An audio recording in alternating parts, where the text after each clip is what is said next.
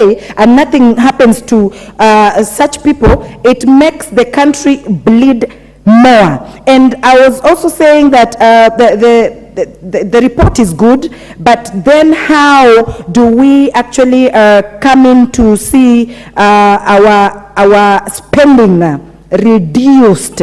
Because just like my colleague has said, you can see one governor or the president or even the vice president, deputy president, being escorted to just go for lunch with a fleet of over 50 cars and those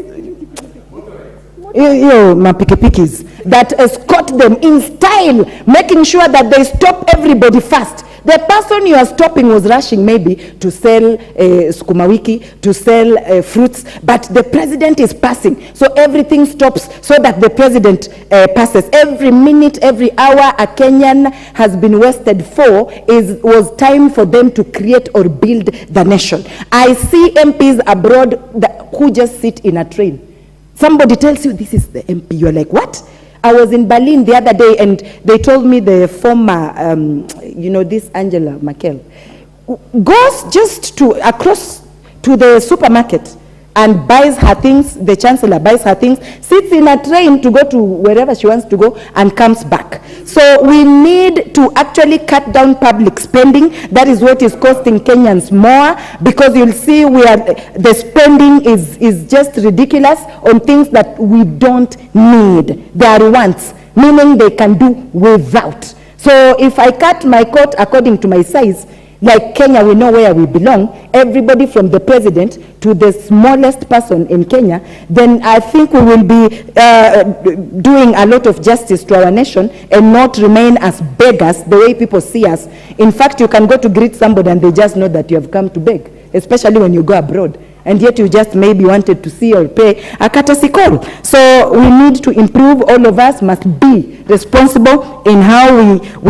manage this. The other day I was on a piki and I felt really nice. I was on a boda and I paid 200 shillings. And I didn't waste time because there was jam, and two, I didn't spend a lot of money. So I was like, what if everybody else did this? Let people start getting used to seeing us live just simple. Also, wananchi have put our status too high, that when you arrive with a boda in a meeting, they say this one has nothing. This one will go to eat our money. We don't even elect this one. Now, if you arrive in a big car, V8, now this one is now our person. So we need also to go down and educate our people that being a member of parliament or being a president or governor, it doesn't mean you have to arrive in style with a fleet of 30 vehicles for you to prove a point that you can be a honorable member. So it's all of us to change our mindset to be adjusted into just living simple, but making sure that the country is safe for all of us and future generations. Thank you, Mr. Speaker. Very well. There being no other interest to speak on this particular motion, may I call upon the mover to reply? Yeah, thank you very much, Honorable Speaker.